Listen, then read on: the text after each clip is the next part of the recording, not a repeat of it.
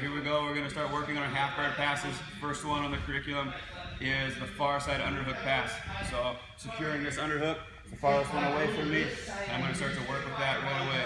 So when I secure this underhook, always the first thing, if my opponent is up on his side at all, I want to start to walk him flat this way.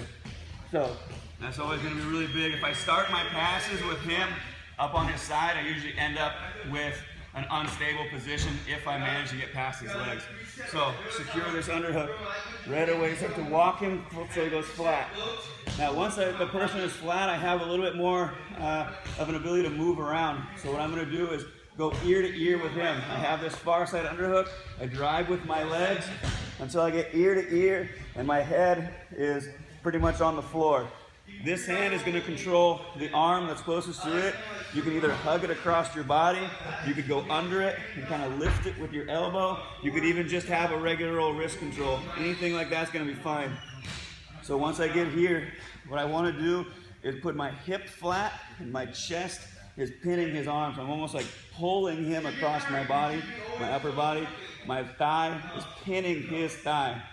Now from here, what I'd like to be able to do is get the bottom of my foot on his knee. So like where the tread of my shoe would be is actually contacting his leg. And then now to remove my leg, it's very important, I just twist. And as I twist my hips, my knee starts to come out. And I end up in a very good pinning position here, really stable.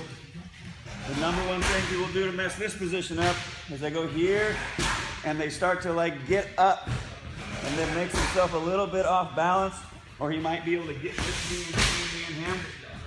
If I can, I'll stay completely flat, use the bottom of my foot.